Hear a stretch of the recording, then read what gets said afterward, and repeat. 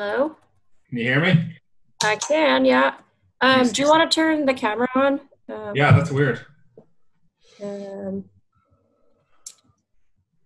I know it's weird. It's because we're gonna upload this video. Yeah, no, I thought it was going to be on. I don't see you, friend. That was very weird. Okay, give me a sec here.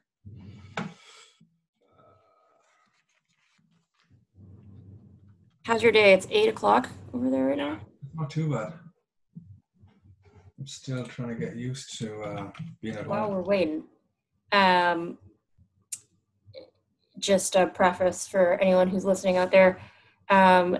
This is obviously being recorded in the COVID-19 sort of environment. So a lot of us are practicing safe social distancing, social isolation, quarantines, and thankfully that there's a lot of tools out there that we can use that allow us to keep connecting and to keep sharing these things. So hopefully that inspires people out there to not lose hope and to not lose momentum in things.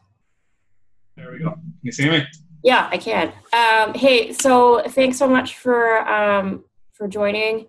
Obviously, it's a bit of an interesting environment we're in right now because even if we were in the same city, it's not like we can sit face to face and collaborate. So I'm super grateful that there's all these tools that we can use to do this. But it also means that our environment looks a lot different in terms of, how we work with our athletes, how we better develop their skills, how we communicate with one another, how we info share, all of those things. Let me know sort of what your thoughts have been in the last couple of weeks. Obviously you're over. So for the people out there listening, I have Aaron, I can't say your last name. O'Flaherty. Aaron O'Flaherty. Him and I had worked in BC Rugby together.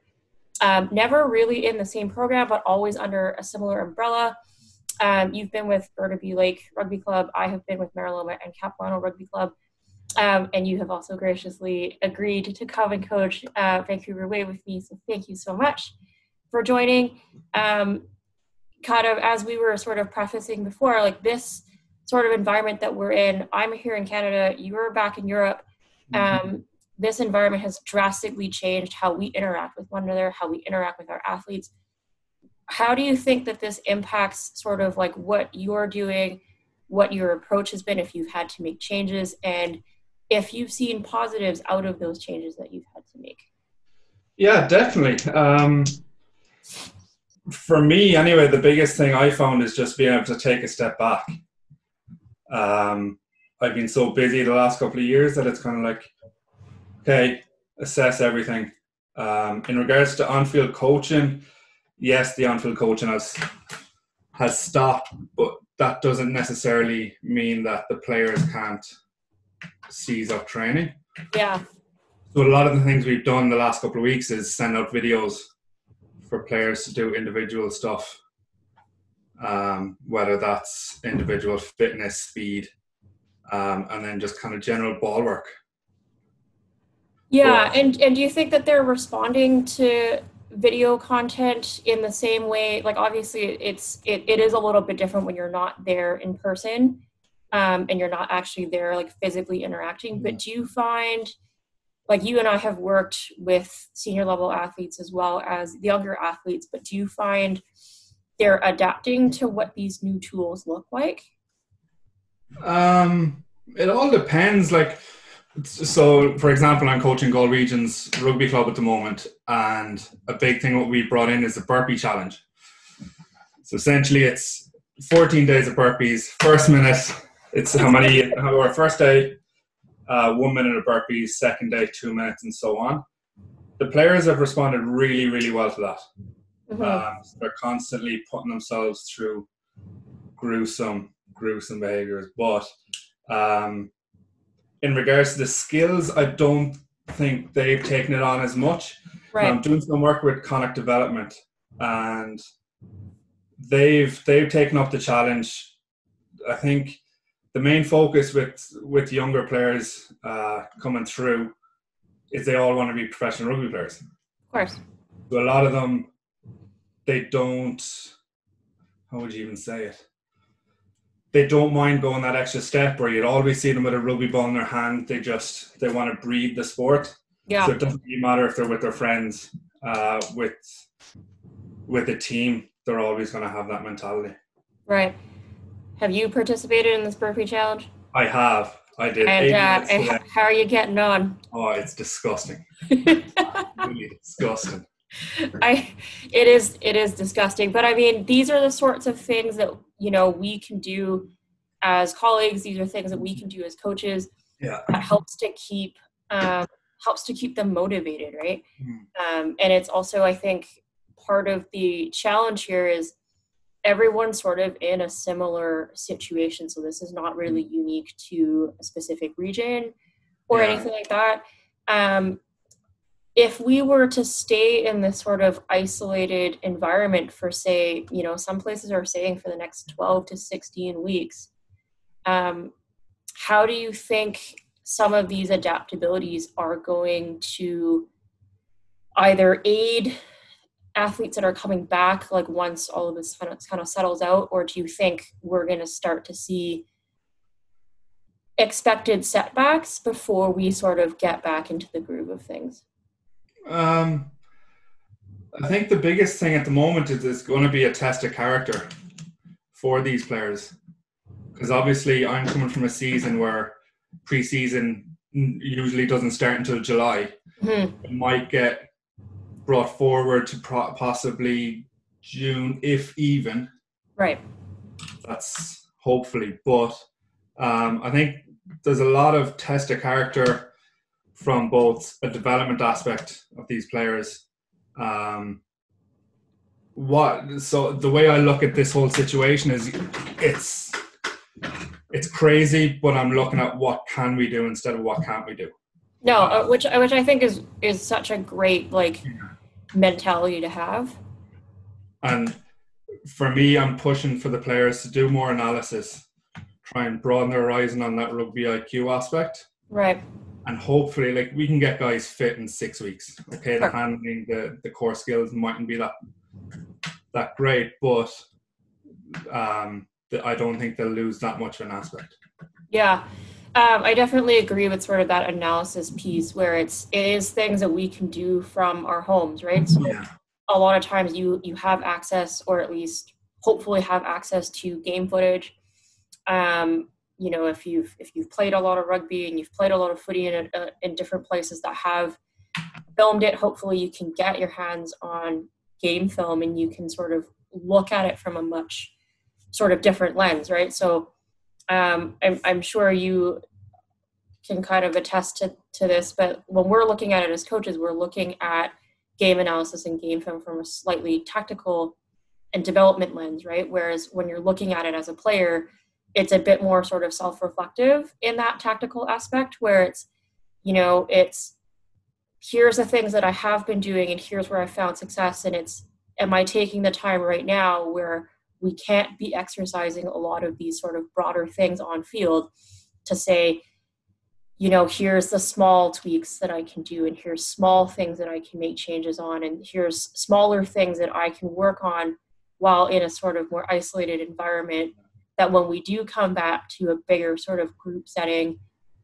you know, I'm going to be a little bit hopefully further ahead, or at the very minimum sort of on the same sort of understanding and haven't backpedaled and fell back a bit. Yeah. Do you find player engagement is higher now in this current environment, or do you find it to be quite similar to the sorts of engagement that you had prior?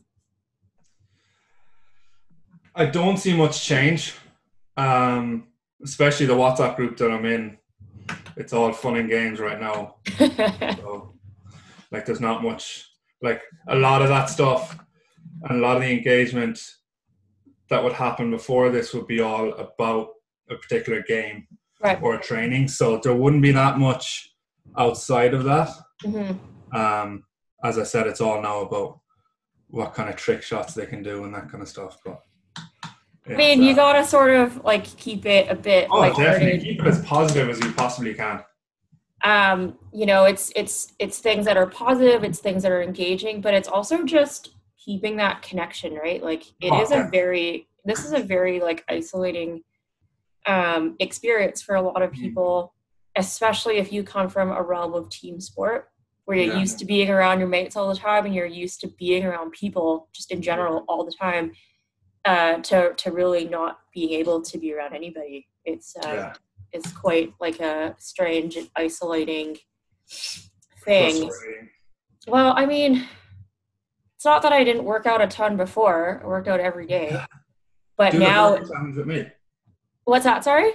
Do the burpee challenge with me. Start off at day 9 tomorrow. All right. I'll do that. Okay. All right. It's you add a minute, so I'd be at 9 minutes. Yeah, so you're at 9 minutes now. So you have to do 9 minutes of burpees. You're on. Yeah, right. It's gonna be gross. It's gonna be gross, but you're on. But you know, like these are the types of things. Like the other day, studio, like they've been doing a lot of workouts online. A lot of gyms have sort of transitioned a lot of their stuff in an online platform, whether it's Facebook Live, whether it's YouTube Live, it's Instagram Live. It's Zoom classes. Like they've had to make that transition so that they can still serve their communities. And one of the things the other day was the Turkish get up challenge with a shoe. I have managed to do it on like first try, both sides, but it's like empty shoe on your knuckle. And it's one of those things where it's just like, it seems kind of, whatever, but these are the small, like little things where you'll tag people where it's like, people have been doing a lot of push-up challenges where it's like, man, if you see 10, like you do 10. And then it's, I've done that. We're like up to like 50 now. I'm like, yeah.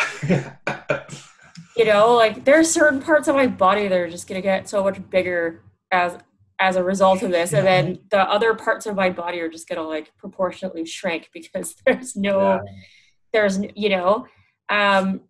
do you find that as well? Yeah. Like so many, like I've looked up gym equipment online and so much of it is sold out at the moment. Oh, I know. It is ridiculous, but I honestly think it's because everybody everywhere is in the same boat where it's like, I can't go to the gym regularly. If I'm still working and fortunate enough to be working, I'm confined to my home. And so there's really only so many things that you can do in your home. Like I was able to order a pull-up bar for my doorway. 2 of my friends that live here in Toronto, because they're quarantined together, were able to actually build a small rig in their hallway. Basically, like they built a 2x4 like frame, put up 2 pull-up bars in there, and it's just like, hey, if anyone has things that they're not using, like give it to me.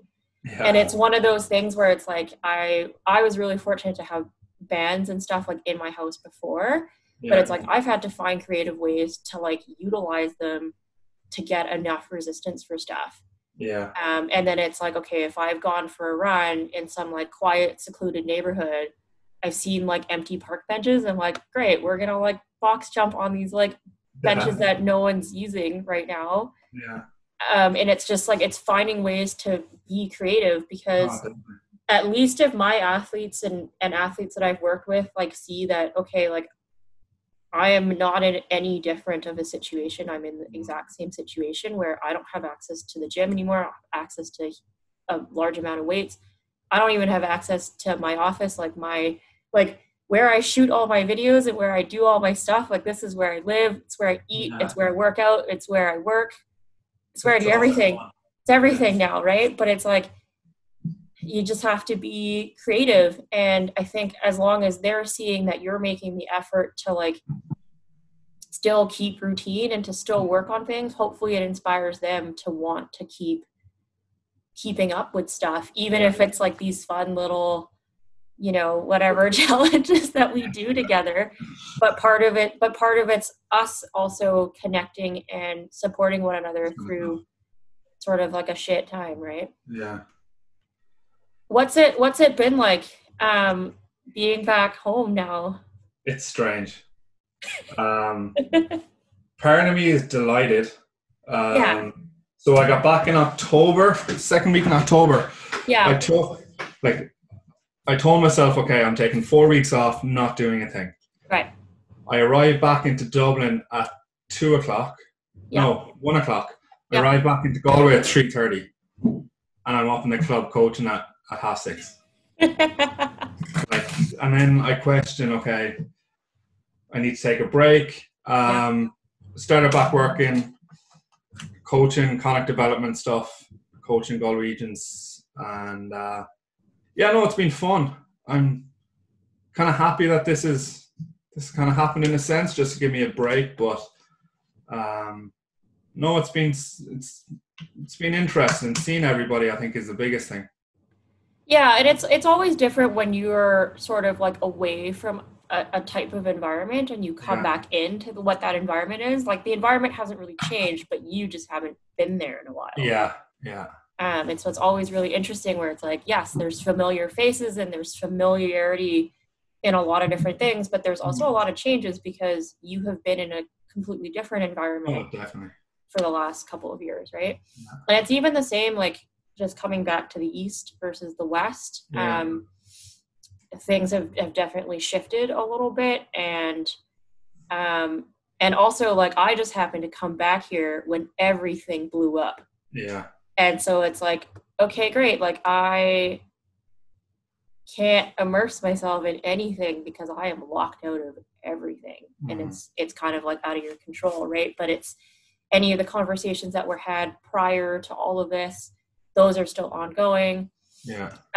You do your best to kind of like stay in touch with people and to keep on top of things, again, the best that you can. Mm-hmm. And sort of being aware that like this is not a forever change. This is hopefully a temporary change, a much needed sort of isolating period, so that it doesn't end up just sort of wiping through everything as we know it, right? Yeah. But it definitely is a big adjustment. Like one of the physios that I worked with when I was working in Sevens, because she's a physiotherapist, and she was like, the nature of the business is you can't be near anybody at the moment. So it's been a lot of shifting to like telecommunications and sort of teletreatment in the best sort of abilities that you can do. And then the remainder of the time has been researching and keeping up to date with things. And then she's like, I have a sewing machine and I can sew. So I have been knee deep in making masks. Yeah. And part of it's just a necessity where it's like, if you have to go out there, as much as strange as it is to be like, oh, like I'm scared of people, but part of it is that fear because of how all of this has transpired. Right? Like I had I don't like to call them arguments. They're more like passionate discussions. The other day with someone who just really didn't feel like this was a necessary step to do. Yeah. And I said, you're not doing this for yourself. You're doing this for the betterment of your community. Anybody that you care about that's in this community, if you have friends or family that are in vulnerable groups, like you're doing this for them. Like you're doing this so that we get to a point where inevitably this is going to continue on. We're not going to wipe this out, but hopefully later on we're better equipped to deal with it as a whole, and we're able to better equip ourselves to sort of see, transmissions and hopefully like bring a lot of that stuff down. Yeah. But again, it's just being responsible, right? Like everyone sort of thinks to themselves, okay, like these are the things that I can't be doing anymore. Yeah. And these are the things, like, yes, it's terrible. And yes, it sucks that like none of us can be doing the things that we love or even see the people that we want to see. But it's like a short-term, discomfort for a longer-term benefit. Oh, definitely. Hopefully for everybody. And so it was one of those things where I'm just like, I don't even know why we're clashing about this. Yeah. To me, it's a non-negotiable. I said I You would need rather, full shutdown. yeah, but it's one of those things where it's like, I have had immunocompromised disease before. I don't have the strongest immune system in general. Mm. I have family and friends that are in these vulnerable, things. And I said, I don't want to put myself in unnecessary risk factor Yeah. where I can control it. Obviously, there's going to be cases where I can't control that. Yeah. So you take the precautions that you can, but the things that you can control, it's just responsible to do the things in your control that you can, right? Yeah. But like, I don't know, it's such an interesting thing, and obviously each of the regions has kind of dealt with it a little bit differently. Each of the regions has kind of been hit with it in much more different and profound sort of ways. I guess for you, like, how has the shift been for you, and has there been things that you found that are actually like positives that have come out of it? I don't know if I showed you, but so every Sunday now I'm making out, you know how I love my spreadsheets. I mean, they're great. Yeah, I made a full spreadsheet of exactly what I want to achieve that week. So Yeah. 3 different goals. I have a little quote of controlling the controllables. Yeah. And then I have a complete itinerary on what I want to achieve that day. Which I think it's great, and it adds like structure. Oh, definitely. And I'm so used to it, going from work to coaching to home and doing that pretty much 5 to 7 days a week. Right. I knew I needed that. Mm-hmm. So I bought a guitar in Vancouver last April, never used it. I was like, all right, my first goal, play a song on it. I'm not going to play it now. Okay? But, little things like that, and like I'm trying to get up to speed with Excel. Yeah. For coaching. I've been baking. Yeah. I've been downloading software for video analysis. Yeah. Things like that I knew that I'd always push back before. I'm like, okay, now is the time. Yeah, and I think a lot of people's mindsets before is, I've already got so much going on, like I don't know if I can take on anymore, or it's kind of like, okay, like I'll push this off until next weekend, or I'll push this off until next month when I've got a little bit more free time, and then it sort of sits on the back burner, and then it just never gets looked at because there's always something that's on the go. And I think some of the biggest positives that is maybe going to come out of this is it's going to force people to slow down a little bit. And hopefully take a look at sort of the things that they're doing, and it's kind of like, why did I not have the time to do this? Is it either I didn't want to, or was it just not approachable, in the sense where it's like, maybe I need to break it down into smaller chunks to make it more approachable so that it doesn't seem as daunting. I've resurrected my YouTube channel. I left it. It's funny, I started it a couple years ago when I started my company, and again, it's, none of my videos are particularly very long. Yeah. So that I like to make stuff like the podcast for me is the medium to do sort of slightly longer stuff. The YouTube channel for me has always been like shorter snippets of things. Hopefully they're short enough where it's like you don't lose interest of your audience, and they're digestible, right? But over the last year, like, things have gotten very busy, and so it's kind of like, okay, like even if I did record stuff, it's like, I don't know what I have time to edit. I don't know if I have the money to pay someone else to edit these things. And then as I've been kind of working out at home, some of my friends and family is kind of like, hey, can you post the video component to like what you're doing? So I said, sure, like, not a big deal, because I do film stuff that I do. I just don't always post the content. And so I was like, okay, cool. Like, what I'll do then is I'll write out what I've either programmed for myself, or if I've taken a program from elsewhere, like I write it out, and then I will actually like do the workout, and I'll demo like almost everything. And so I started, at first it was kind of like, cool, I'll just put it on my Instagram. That's where I have the bigger following.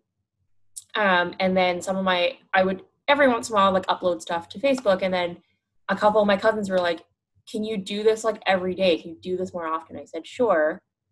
Like, I don't know if people who follow me like want to look at fitness shit all day, but like, No. Cool. But if that's what people want to see, like, No, I'll put it out there. Yeah. And then one of the girls at CAPS, she had played rugby at UVic, and she played rugby over in Australia. And her sort of like background is fitness. And she was like, you should start a YouTube channel. And I'm like, I have one. I just haven't done anything with it for like a year. And she's like, resurrect it. And so her and I were just kind of like chatting this morning. And I'm just like, you know what? Now is as good of a time as any to do that. I've got a little bit more free time to like edit things. Like 5 to 6 minute videos don't take as long to edit as something that's like 20 or 30 minutes, right? And so it's kind of like, great, like I talk a little blurb about it. No excuse. Exactly. Like there is none, because it's like, yes, I do work like 9 to 10 hours a day, but it's not like when I'm done work, I can go anywhere. Can't go anywhere. I'm still in my house. But sometimes like, so my mantra through this whole sort of ordeal is I've been in this isolated environment for about a month now, which is it feels like a really long time. But my mantra throughout this whole thing has been the same as it always has been. It's carving out the time to move every day. Yeah. And that movement can look a little bit different. That movement could be a 5-mile run. That movement could be, I mean, in the previous environment here, that hour, it could be an hour in the gym lifting weight. It could be an hour Olympic lifting, doing a CrossFit class. It could be doing a yoga class. Doesn't matter. And so now it's kind of like, okay, like the mantra's still the same. I want to be able to move every day, but now my environment looks a lot different. Yeah. So how can we move every day with the things that we have in the environments that we're given, where it's sometimes I just need a break during the day. Yeah.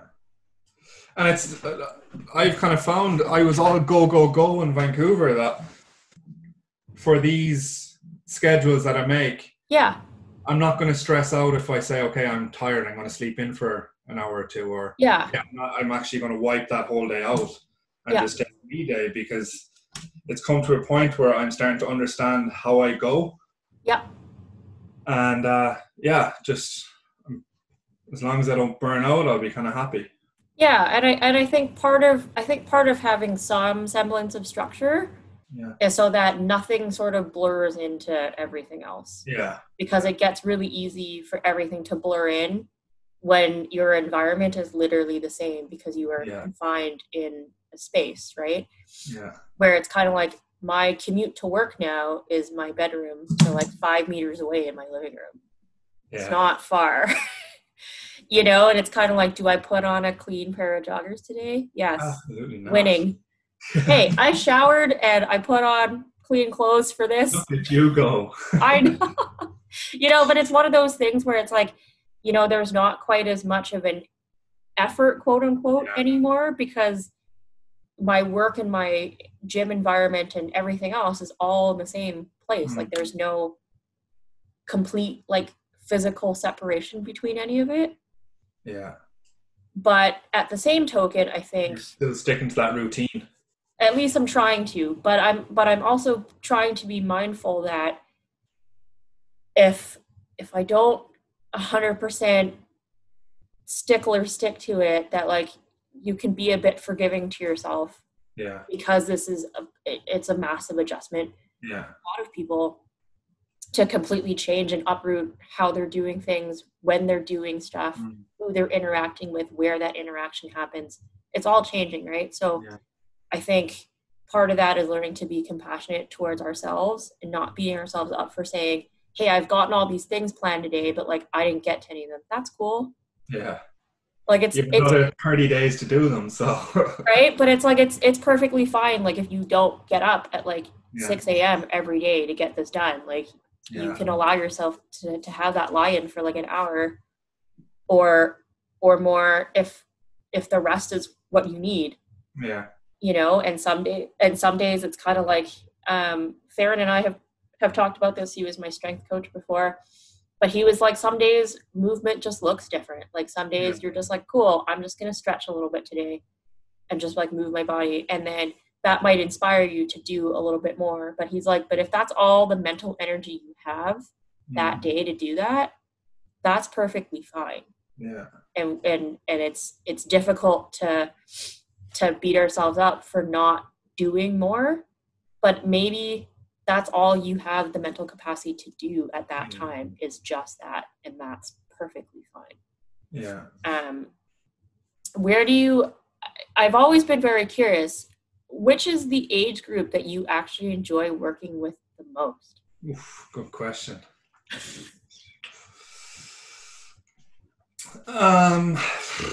Depends on the day, to be quite honest with you. Depends what kind of mood I'm. If I'm angry, I want to go senior, but if I'm eager and enthusiastic, it's development. I really enjoyed the 18s though. Mm-hmm. So I did the BC 18s last year and the year before. Yeah. I think that's the age group where it's kind of a lot of the guys want to make the 19s and the 20s for Canada, so there was always that kind of a push. Yeah. And they were like sponges.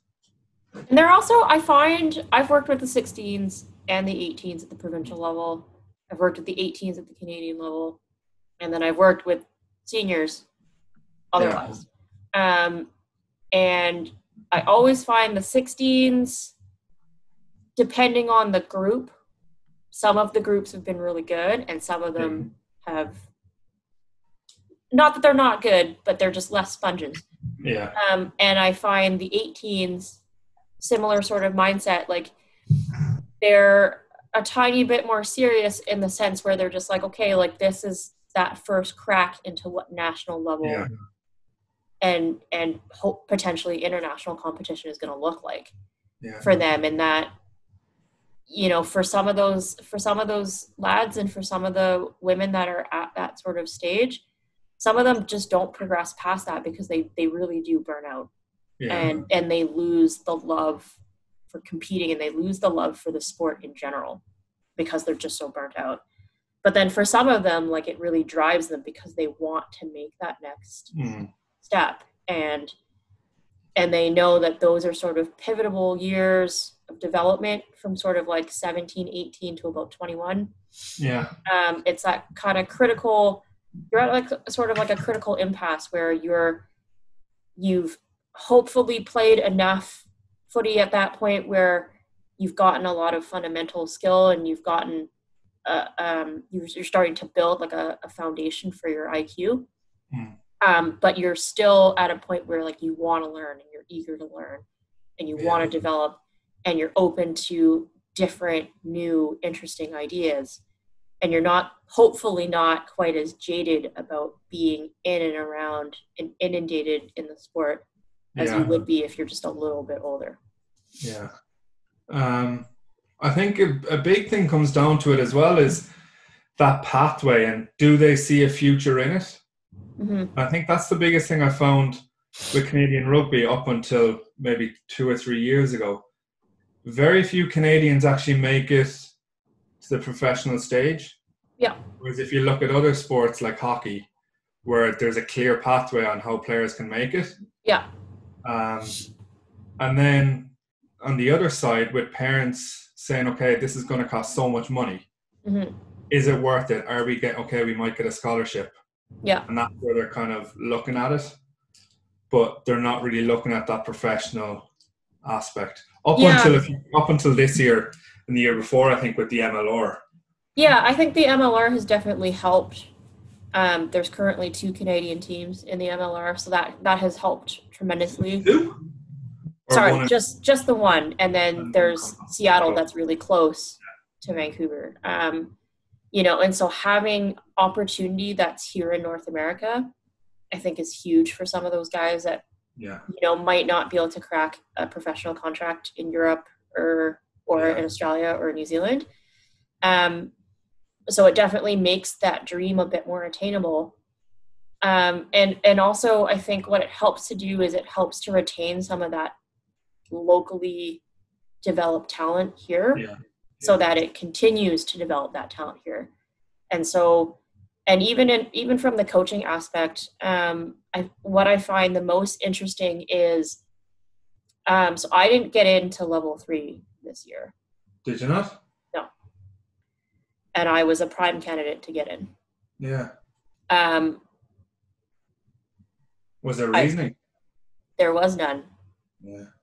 And it's a little bit frustrating because for me, there's not a lot of female coaches in Canada that coach at that level. Yeah. There's not a lot of female coaches here that have that. And it pushes coaches like me to go seek that opportunity somewhere else outside of Canada. Or on the flip side, there's a lot of female coaches that leave the sport in general. Yeah. Because part of it is, if there's not the opportunity, why am I still in it? And, you know, part of the reason that I stay in it is, you know, the love of grassroots development.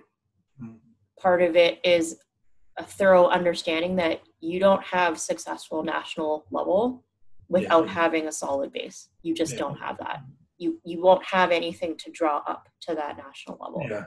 And having worked at both levels, there's a stronger understanding of what that relationship needs to look like. But part of the frustration, and hopefully I'm going to be able to sit down with John Abro in the next couple of weeks and record an episode about this very topic. But, you know, part of it is if you don't develop or invest in talent that's here, whether that's from a coaching or a player perspective, and the only option that people have is to go seek that development elsewhere, you're not really helping this grow. And you're not really helping it develop because you're always relying on people that are going to come in from elsewhere.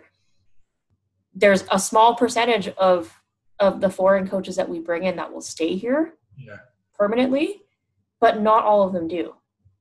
Not all of them want to, and not all of them can, right? And so part of it is, I think you have to be able to at least try to develop talent at home if you have it. I got nominated for a lot of things last year, 3 of them. I was a finalist in 2 categories, and I probably would have won them had this whole COVID-19 situation not put like everything on hold. But it's one of those things where it's like, if I'm getting recognized at a national level and I'm getting recognized in sporting bodies for work that I'm doing, then why can I not be given the same opportunity as anybody else that hasn't gotten half of these things? Yeah. How many spots were there? I think 10. Like, not many. And they ran 2, and they were supposed to run 2 courses. One was in May, which is, if they haven't, that's going to get canceled. That's going to get canceled 100% because Rugby Canada has put everything on indefinite hold right now. The second one was in December. But again, like, it's looking like a lot of things in the 2020 calendar is getting put on hold or postponed until 2021. So maybe there's an opportunity for me to just kind of like come back in and be like, hey, you guys didn't give me a spot before, but like, this is why I deserve one.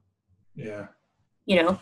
But again, like, it's one of those, like, I don't say that from I'm bitter that I didn't get it, but it's one of those where it's like, the last time this course was offered was nearly 5 years ago. Was the last time that it was offered here. Nearly 5 years ago. I wouldn't have had... I don't think that even got fully completed. No, and it didn't get fully completed, but it's also like there was a lot of coaches that just didn't qualify at that time because you just didn't have enough experience. You didn't have a lot of things, right? And hopefully in that 5-year period, you've put some work in and you've done some things and you've done stuff to prove that, like, hey, like, I've worked on development. I can take teams to win stuff. I won one of the biggest trophies in Canada last year. It's not a fluke. It's a combination of a lot of hard work is what it is. Right.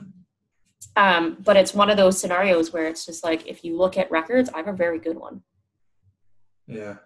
So why is the guy that has won nothing gets into this course and I've won a lot of things? Is that a dig at me because we lost the provincial final? No. But it's no. But it's one of those things where it's like, it's one of those things where I'm just like, I don't get it. Yes, I'm not from here, you know, and I haven't been in the sport for as long as maybe some of the other guys. But I have a better record. And it's also one of those things where it's like, especially coaches like you and coaches that are younger, it's like you want to inspire that younger generation to stay in the sport. Yeah. Instead of being like, you know what, like I'm not going to stay in something where I don't have opportunity to get better, right? Yeah. And so I've been really happy with the fact that there's been a lot of teams that have taken chances on younger coaches to say, hey, you don't have as much experience, but like what you lack in 20 years of experience, you bring in enthusiasm, you bring in your desire to want to be better and to want to continually learn and develop yourself so that the teams that you're working with and the athletes that you're working with get better. Yeah. And they're not staying stagnant, right? And I think that hopefully that's shifting a little bit, that mindset. But I mean, there's definitely a lot of programs that I've seen, they've had the same coach for like 30 years. And like that coach that's been around for 30 years has not changed what they're doing. Yeah. And it's sometimes you have to be open to something a bit new, in the sense where it's like this game is evolving. It's evolving all the time. The laws are changing. And just even the way that athletes are developing themselves, they're getting stronger, they're getting bigger, they're getting faster. Yeah. There's a desire to sort of adapt with it. And we'll get left behind if we don't adapt with it. Yeah. As well, right? What are your sort of thoughts on, I mean, I don't know if you've worked with coaches that have been around forever and what your experience has been like with that, but, have you found clubs and programs that you've worked with have been open to innovative ideas? Have they not been? Have they been maybe a bit resistant?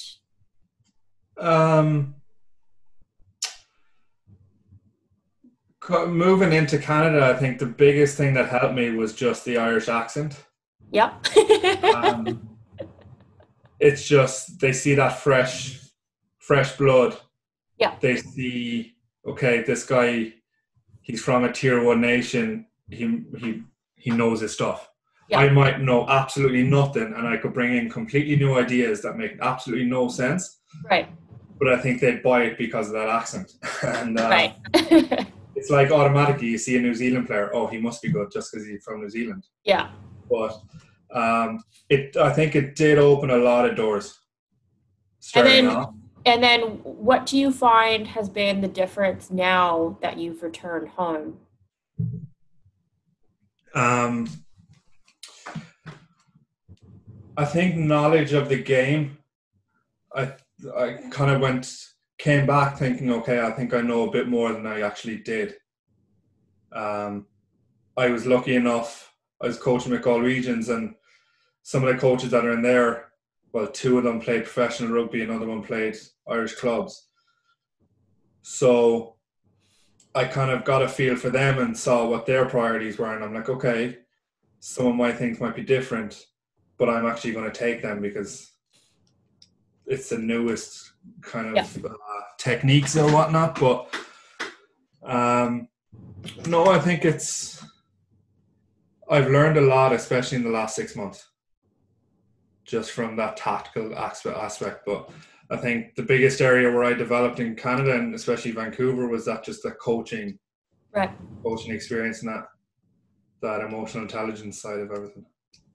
It's really different, sort of getting to work on that aspect of it.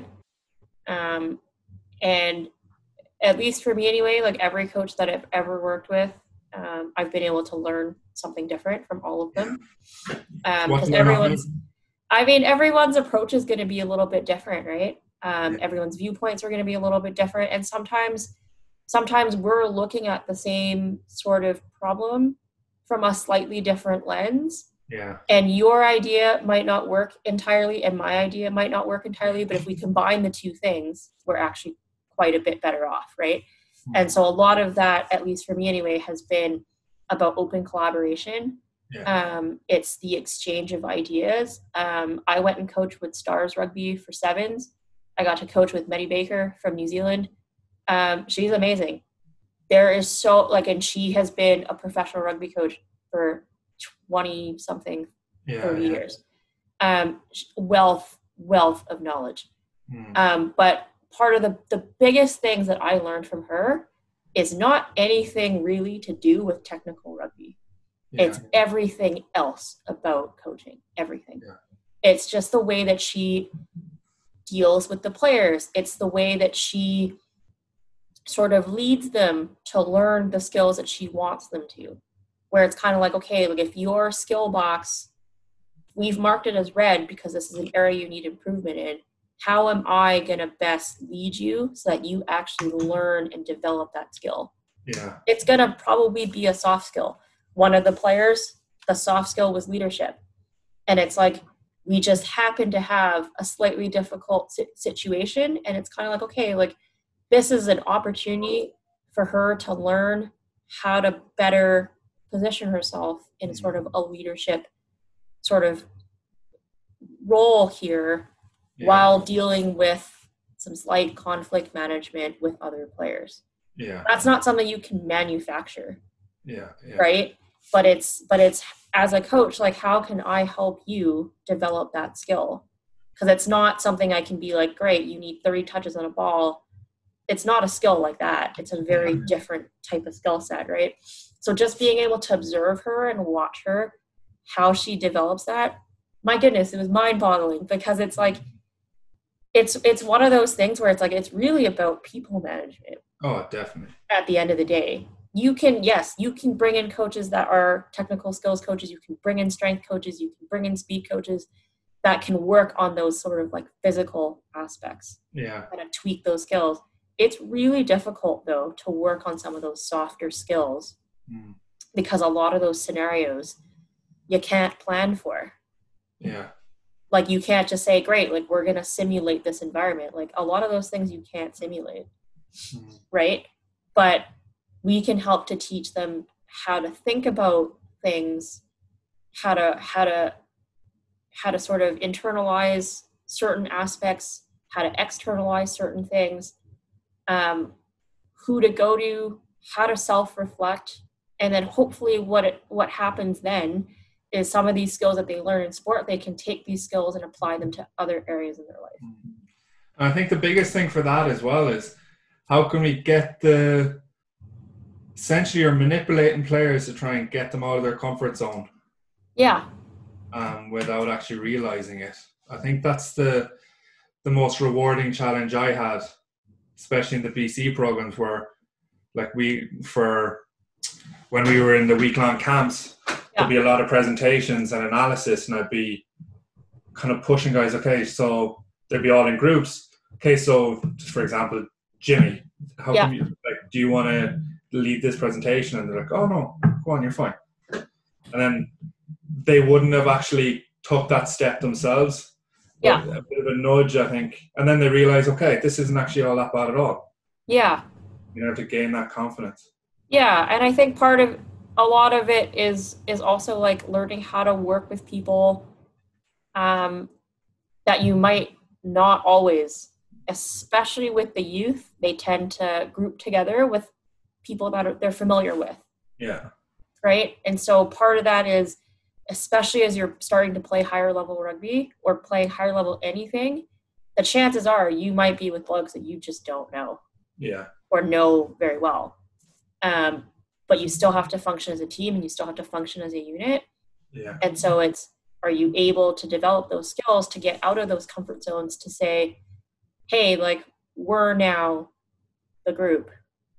Even though we're not that familiar with one another, but can we learn to work with one another, and can we learn to collaborate with different voices and different viewpoints, right? Because it even found we had a few players in the last couple of years that they've shown really well at regionals. They've come into camp, they were pretty quiet, but we see, okay, there's something here that we just haven't seen yet that we know we've seen in the past. And then when we go away to Westerns, we're like, where did that performance come out of? Like absolutely amazing. It's just getting them comfortable in their own environment.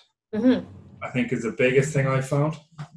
Yeah, and I think with some of the youth, like some of them are a little bit better at adapting to new environments, and some of them are just a little bit shyer and they take a little bit longer to develop. But that's, I think, the challenge for us when we're coaching sort of youth and development, age grade development, is how do you teach them that skill? Yeah. It's a very transferable skill to just life in general, of how do you adapt to an environment that may seem uncomfortable at first. Yeah. And hopefully afterwards you realize that it's maybe not as scary as you initially thought. I know. And I think that's the biggest thing. Like last summer I was coaching with Harry Curtin and Luke Robson, where 3 young guys, obviously I'm Irish, Luke was a Kiwi, and then Harry was an Aussie. But we had such a good relationship, and we'd always like punish each other in front to say, okay, we're all on equal level, and get them a bit comfortable. Yeah. But I even found, like, because they could see that there was a normal side to us, they could kind of open up, because guys that haven't been in that provincial program in the past, they think, okay, the next step is national. I got to be really serious and kind of take the coach extremely seriously, you know? So I think the more we can kind of adapt and make them comfortable in the environment they're in, I think that's only going to make them better. Yeah, and it's also like we're just people as well, right? Yeah. A lot and of it's times funny to say that, actually, because but it's true. Yeah, but even so, you know that session you were away for at the Wave, we were training. Yeah. So I was quite nervous going into that, because I was like, I don't know how to lead this. This is my first time leading with the women. We were doing a training session, and I think it was a 4v2, 4 attack, 2 defense, where the attack kick, or the defense kick in the ball, the attack, and they try and score. I think there was about 5 times there where the attack couldn't score. I was like, okay, I will do 5 burpees if we can get the next one. Again. But that's the thing, right? Like we have to. I think sometimes our athletes are just like, oh, like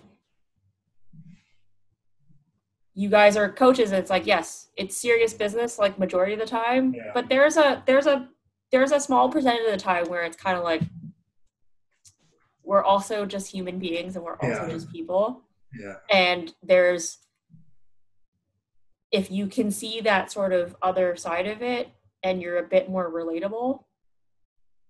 Yeah. You know, like when I used to coach the U16s and the U18 boys, like I'd always have them do a coat hanger sprint drill at the end.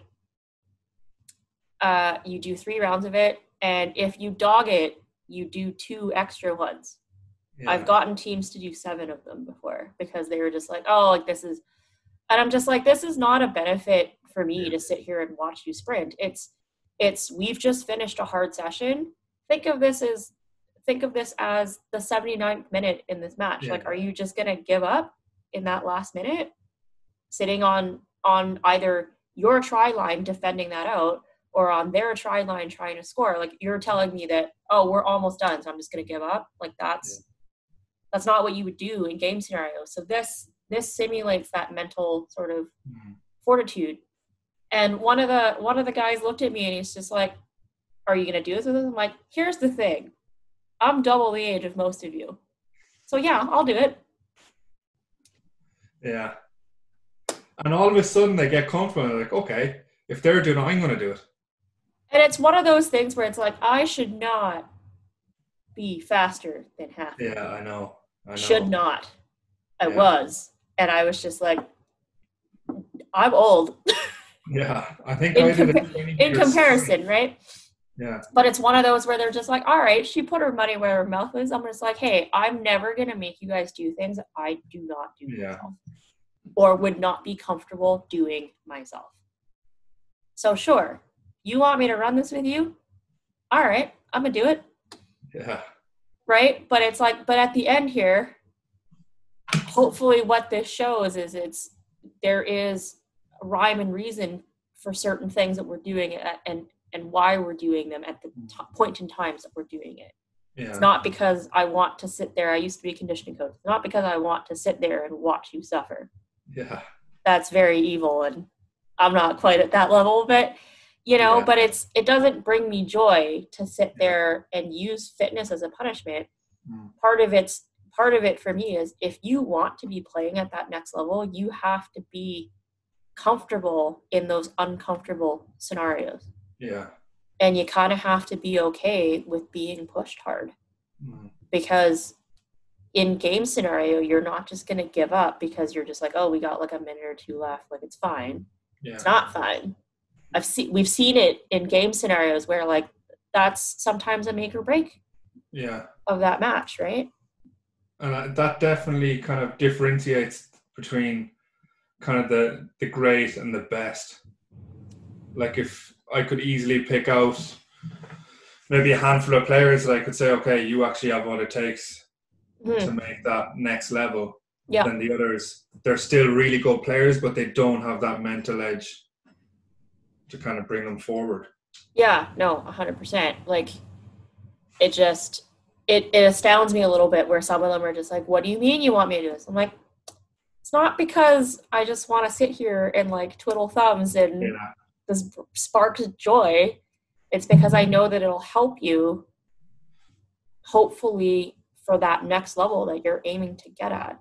Yeah, yeah. It's not everything in sport is about physical development. Some of it is as much, if not more, of that mental fortitude, right? Do you want to do this? It's a lot easier to not do it than it is to do majority of the time, but it's like, how bad do you want to do it? And if half the battle is getting there in the first place, and then the other half the battle is actually doing, and then once you find that you do and you do and you do, you get into a little groove, and hopefully the next time is a little bit easier, and hopefully the next time is a little bit easier. So it doesn't feel like a chore anymore, and it doesn't feel as onerous anymore. And then hopefully you're able to add on other things and other skills, and you can build on it, and you become better, right? But it's hard to help athletes that don't want to put in work. It is hard to do that. Yeah, no, definitely.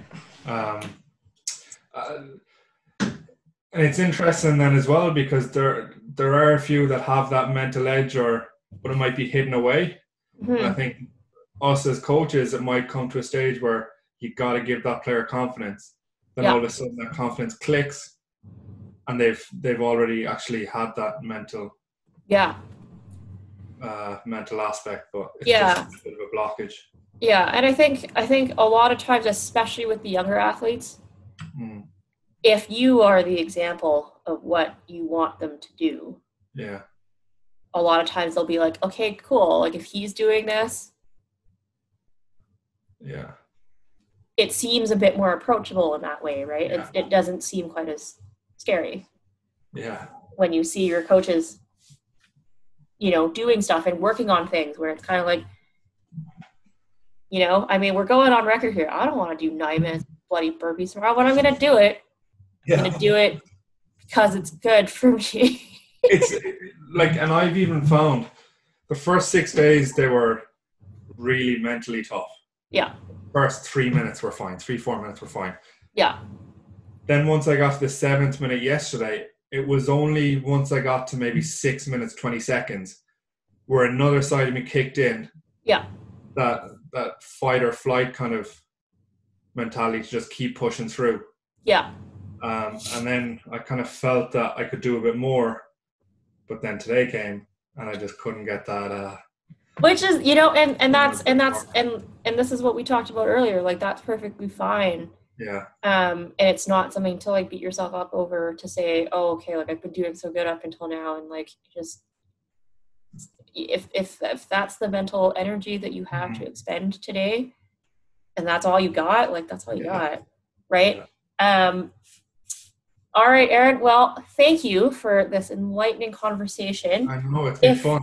If the people out there want to know more about you, or they want to see what you're up to, like, where can they find you? So my Instagram, it's Aaron Flah, so AARONFLAH 101. And then I think it's the same photo for my Twitter. So I put up a lot of coaching resources on my Twitter. You can find me there. Look up Aaron O'Flaherty and you'll find it. I don't know my exact username, but like I have a face now you couldn't miss. And obviously, like when I put this up on the YouTube channel, I will link everything below. And when I put this up on my Instagram, I will also link and tag everything of yours so people can find you. Yeah, but honestly, like thank you so much for coming on. This has been it's been super long overdue. I'd love to have you on again. We could probably sit and talk about just the most random rugby related stuff for like hours and hours because honestly, like that's just how much stuff there is out there. And it's not just, and it's funny because a lot of people are just like, oh, like coaching is not just about the technical skill. Oh, it's definitely. It's about everything that goes along with it, right? Yeah. You could be one of the most talented skills coaches and you'll only impact your athletes in one small aspect. You don't have the people skills, it's going nowhere. It's going to go nowhere because sport is very much about people management. It's very much about people development. It's very much, I mean, a good chunk of it is about that soft skill development, more so than the technical skill. You can teach someone to get stronger in 6 to 8 weeks. You can teach someone to be technically better in 6 to 8 weeks. Yeah. But what you have a much more difficult time teaching is a lot of those soft skills. Holistic approach, you know, because a lot of those environments we just can't simulate. You just can't simulate how you would react to certain scenarios until they happen. And the best thing that we can do is to guide them along, and the best thing that we can do is to give them other tools that they can use and resources that they can lean on. That's going to give them the best success. Yeah, definitely. All right, pal. Well, you know, hopefully sometime soon this environment is going to end. I'm quite enjoying this. I mean, it's nice in that sense, but it's like all of my family live in Asia and I can't see any of them. I mean, I'm certainly glad that I'm back in goal right now more than like I would have been fairly stressed. It's I mean, like I made this move back to Toronto in the middle of all of this, and so it's interesting to do that when you are isolated. Yeah. Because you know, in normal circumstances, friends would be like, "Do you need help with anything? Like, can I help you do stuff?" Like, even if they wanted to, in the most sort of like altruistic way, there's also that like gut feeling knowing that like you physically can't do any of that, right? And so a lot of it's like, how self-sufficient can I be? Like, no. You know, and it's mostly like, okay, like if I have to limit the amount of time and space that I am outside, it's like I have to make the most of what I'm doing, and I have to do it in the safest way that I can do. And so that's definitely like changed a lot of things. But hopefully there's going to be a point in time where we will be able to physically reconnect. I know. Hopefully soon. Take care of yourself. Stay safe. I'd love to have you on again. We'll have to coordinate another time where we definitely. And all right. Okay, look after yourself. We'll talk to you soon. All right, thanks. Bye. Bye.